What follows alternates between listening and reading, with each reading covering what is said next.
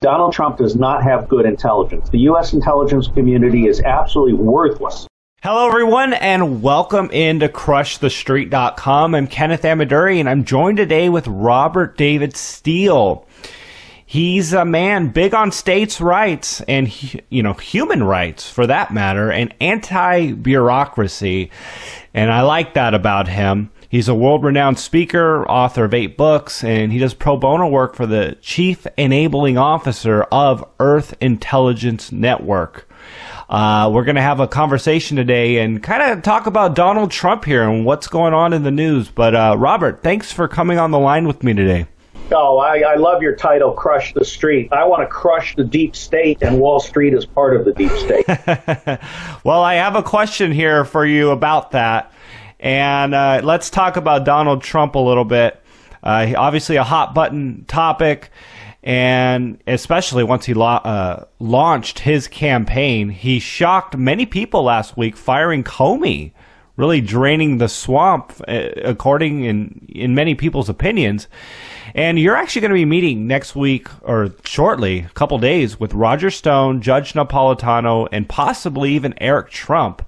And you're going to share your thoughts on, what he's doing. And you wanted to get him to understand what might happen here in the very near future. So I'd love to get your thoughts on this and how you think this meeting will go. Well, let me first say that Donald Trump was elected accidentally. And he's also a fringe president, just as Barack Obama was. He was elected by 27% of the public. The difference is that Donald Trump was not the deep state's first choice, whereas Barack Obama was. Now, Trump is a good man. He's our legitimate president. He has the potential to be the greatest president in modern history, but not on his present course.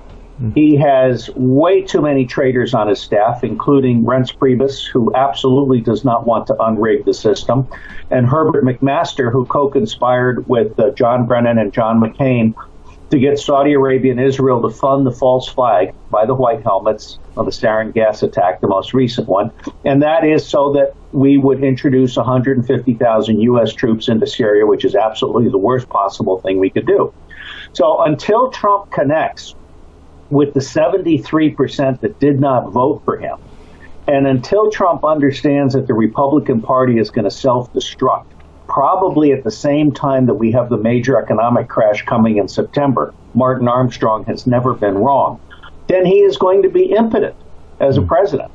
And that breaks my heart, because I absolutely believe, and I want the progressives to understand, as the people of color now understand. Cynthia McKinney is joining me in co-chairing We the People, Unity for Integrity. The progressives need to understand that our common enemy is the deep state. The enemy of our enemy is our friend. Therefore, Donald Trump is potentially a best friend for the progressives. Bernie Sanders is a fraud. The People's Party is sheepdog 2.0. They, the alt-left, need to combine with the alt-right, the people of color, Latinos, independents, and the small parties, especially the Libertarian and Green Party. And the one person who could make that happen overnight is Donald Trump, if he came out and championed #unrigged, which is what Cynthia and I have created. So I believe in Donald Trump. I am going to act with or without Donald Trump. But I absolutely want to say that it is my wish that Donald Trump take our hand and return to We the People. Robert, it really seemed like Donald Trump was on that path, especially when he was campaigning. He did an interview with Alex Jones, and it really made me feel like he understands what's going on. So what sort of course is he on, and what's influencing him? Well, I really would encourage everyone to read the Trump Revolution series at Amazon, and they can also search for each title and find it free online. So I'm not pimping the books, but I love Kindle.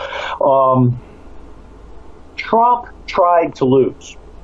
He wasn't actually planning on winning. The fix was in. The bookmakers all had his odds at 20-1 to 200-1.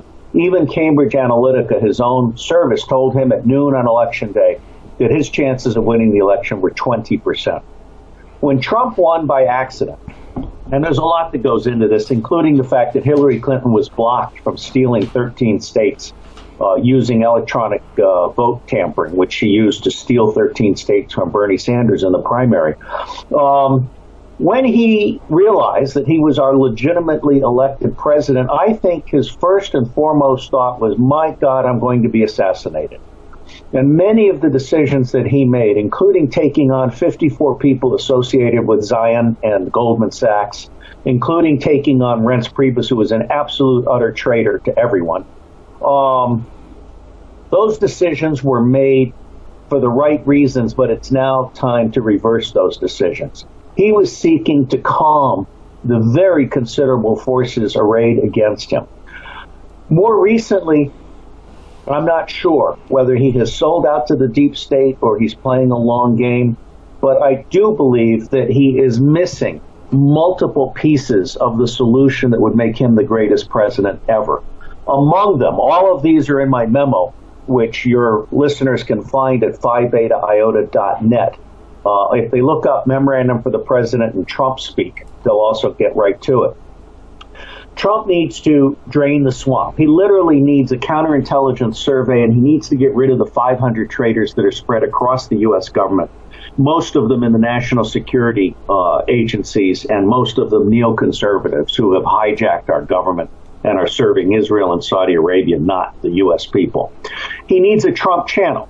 His new website is crap.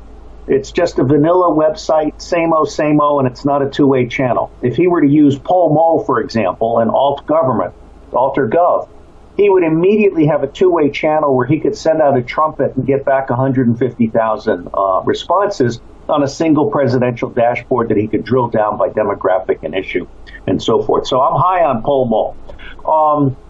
He absolutely needs a grand strategy. He needs message discipline. His cabinet officers are out of control. Tillis and Mattis and even Vice President Pence are contradicting our president at every turn. And finally, I think it's absolutely essential that Donald Trump basically burn the intelligence community to the ground and start over. NSA has been spying on and blackmailing politicians for decades. CIA has also been blackmailing politicians, as the Mossad and the Saudis blackmail our politicians. So Trump needs to really create a new national intelligence capability that can deliver the truth to the public. And I think the only way he's going to be able to do all of those things is if he first champions the Election Reform Act of 2017. Now, this Election Reform Act is not something I created. I aggregated the good ideas of thousands of others. And your listeners can look up Election Reform Act of 2017. I'm speaking in New York at the Commonwealth Club on the 18th of May and in Philadelphia at a Methodist church on the 7th of June. And we still have about 30 seats left in New York City. I would love to see the alt-left show up. The leaders from the people of color in New York City are showing up. And I am quite certain that this summer we should be able to occupy the front lawns and home offices of every member of Congress and demand that they sign the Integrity Pledge and pass the Election Reform Act in 2017. If they do that, Donald Trump avoids impeachment, and he then becomes the greatest president ever. So for me, Donald Trump still has enormous potential, but he is in a straitjacket right now. I know how to get him out of that straitjacket, but I can't reach him. Well, you're going to be meeting with some high-up officials, so that might be a step in the right direction for sure. Now, you talked about a crash here in September, and we know Donald Trump has alluded to this, not specifically a date, but that the economy is in a bubble and that it could burst on his watch. Now, is it possible he understands what the economy is facing? But as a leader, you can't just go out and say it's going to go down the toilet, because it's going to be a self-fulfilling prophecy at that time. There's no giving up when you're a leader and you're the president of the U.S. I mean, we're sitting back and able to criticize, correct? First off, he doesn't have good intelligence. He's not getting good decision support. He's not talking. All of the people who are telling him how the economy is going are basically Zionist Jews, not to be confused with loyal American Jews. or they work for Goldman Sachs, or they work for Israel and Saudi Arabia. Okay, Donald Trump does not have good intelligence. The U.S. intelligence community is absolutely worthless. In fact, I just read the worldwide threat assessment of the U.S. intelligence community by former Senator Daniel R. Coates, and I have to say, while it has some elements that are good, this is a very dishonest document. This worldwide threat assessment does not start with the fact that Israel is the greatest threat to the United States of America because of the manner in which it is corrupting the entire U.S. government. It does not start with the fact that until we nationalize the Federal Reserve, bankers will continue to control and destroy the U.S. economy. I think Donald Trump should be talking to Martin Armstrong publicly. I think they should have a lecture by Martin Armstrong and then a Q&A in which Donald Trump says this is the problem and then solicit solution. I have no problem with burning Wall Street to the ground.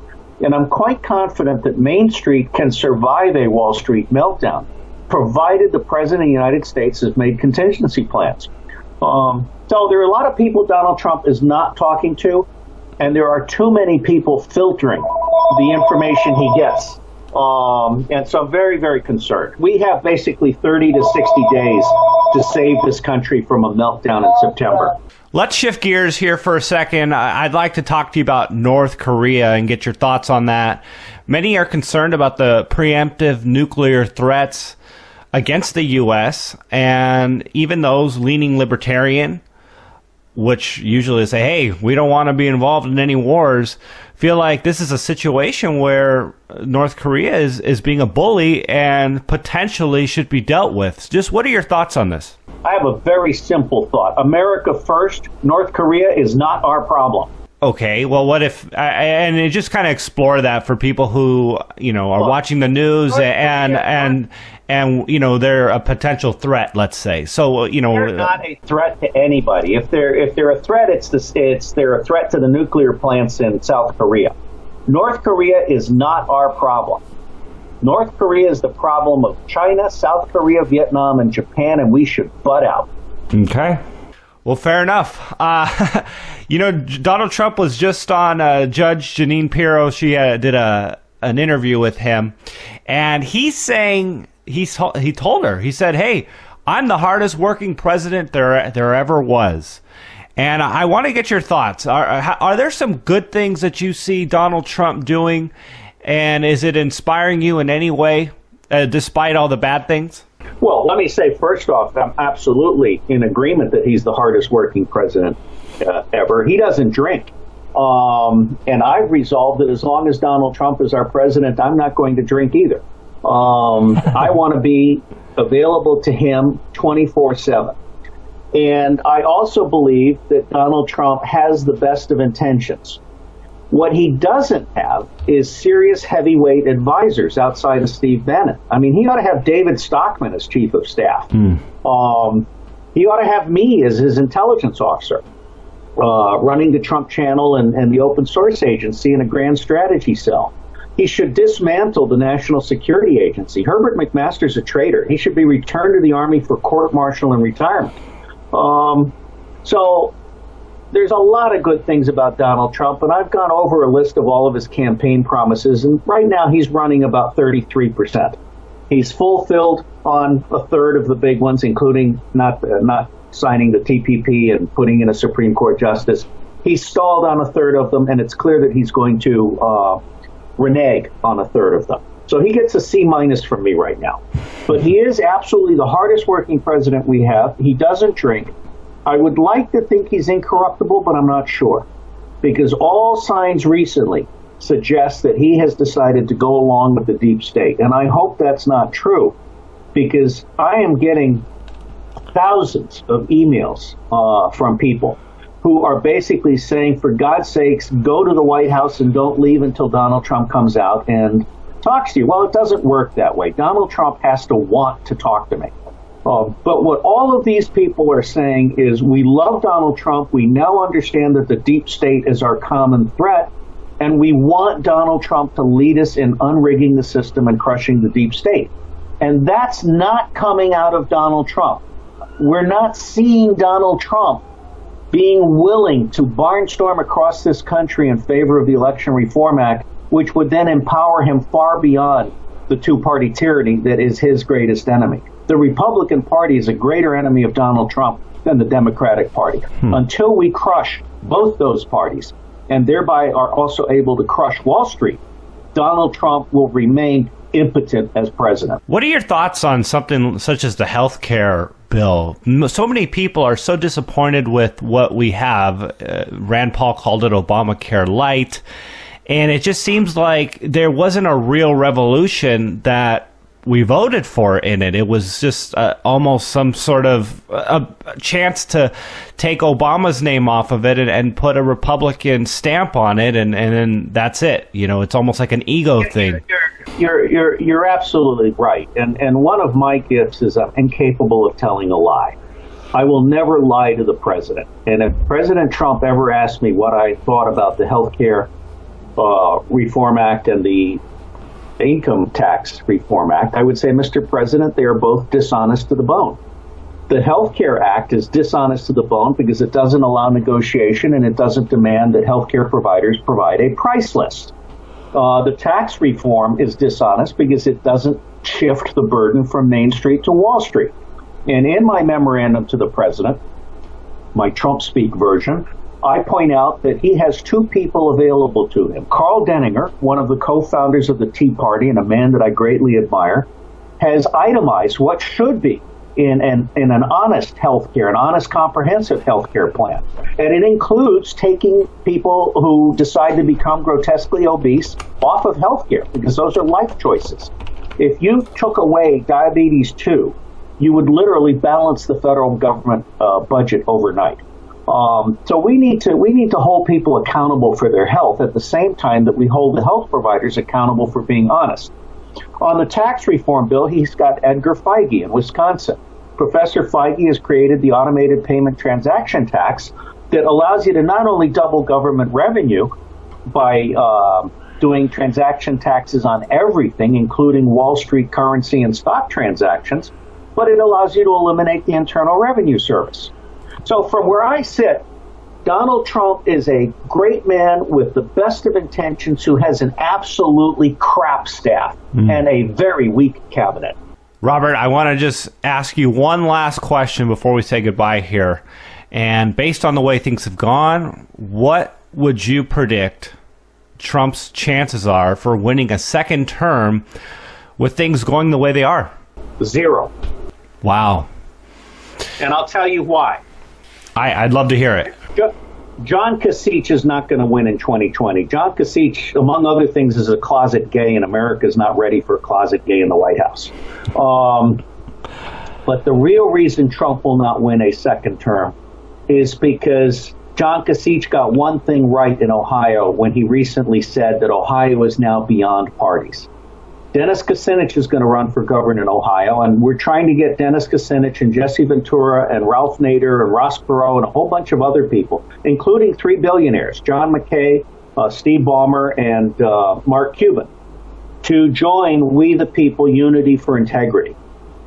I predict that if Donald Trump does not embrace the election reform movement, We the People Unity for Integrity, then in 2020, we will run a coalition team that includes Cynthia McKinney and John Huntsman and a whole variety of people from across all political parties. And we will basically say to the American public, enough.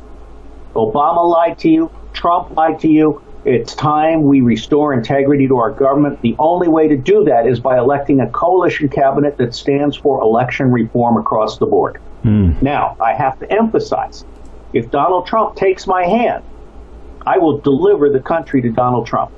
Wow. Well, hashtag... He will have a 100% chance of being reelected. Wow. Yeah, well, I just noticed a lot of stalling and things just not getting done and a lot of disappointment. You know, a lot of people who voted for him are feeling let down with the way things are going, and I just don't know if this is going to unravel on him here because, the time is ticking, and for him to start moving. I guess one last question: is this wall going to be built? I know he said it is. He's talking. He told Judge Jeanine, "Hey, it's 100%." Is anyone questioning that? What are your thoughts on that, real quick? Well, my thoughts on that is that we don't need a wall. Eisenhower took care of the problem by simply enforcing E-Verify. Right now, less than 10% of our businesses and 0% of our landlords are using E-Verify. The greatest problem coming across the border is not Mexicans, it's other than Mexicans, including terrorists from Arabia and elsewhere. Again, part of the problem that Trump has is he has no grand strategy. He has no holistic analytics capability. He has no true cost economics capability. If he did, he would understand that both of our shores and the Canadian border are just as porous as the southern border. You can't build a wall around the entire country. What he should be doing is creating a grand strategy that essentially keeps people happy at home. And he does that in part by closing all of our military bases overseas, by ending U.S. support for NATO and the United Nations, by ending U.S. support for dictators as well as the Zionist powers in Israel. I love Israel. I absolutely support a safe and secure Israel as well as a two-state solution for Palestine. But we have to stop spending American money and American blood on overseas dictators and the genocide against the Palestinian people. That is a source of terrorism. As I've said recently in some Nobel Peace Prize lectures in Norway, if you are bombing the rest of the world, everyone is going to move to your neighborhood because it's the only neighborhood not being bombed. So, yeah, we can build a virtual wall, but it already exists, and it's called E-Verify. Yeah, good point there, and it's totally true. If the laws weren't being enforced, and if the magnet necessarily wasn't there to draw people in, and for people to take advantage of U.S. opportunities in a way that is for taxpayers, there wouldn't be an issue. All right, Robert, if people want to learn more about you, what you're doing, the events that you're holding, where would they go and what would they find? Well, they can always just search for Robert David Steele. They'll find me easily. My personal professional website is robertdavidsteele.com. And the blog, which is free with no advertising, is Phi Beta Iota, like Phi Beta Kappa, but Iota for intelligence, phibetaiota.net. And of course, we're looking for donations because I'm trying to get out and travel and meet people and spread this message. And I'm absolutely interested in invitations to speak across the country. And Cynthia McKinney can join us from Bangladesh via Skype until we get enough money to bring her back, and then we'll go on the road together. And what was that hashtag again that you're trying to spread? Unrigged? Oh, thank you. There are two hashtags that I think are important. The first one is #unrigged. I'm about to publish a new Kindle short that will also be free online. It's called Unrigged, Beyond Trump and Sanders. And the other hashtag is #Google Gestapo. Eric Schmidt is dry running a Chinese censorship system in the United States of America. He's doing it for political reasons locally, but he's also doing it because he wants to show the communist Chinese that he can deliver a completely controlled social media ecology to the communist Chinese. I am disgusted by Eric Schmidt, and I think #Google Gestapo is something every single loyal citizen should be thinking about. All right, sir. Well, hey, thanks for coming on the line with me today and sharing your passion with us. We'll definitely have the links for people who want to visit your work and support you. Again, sir, thanks for coming on the line. Oh, I appreciate it. Crush the street. Crush the deep state. Yes. Bye-bye, Kenneth.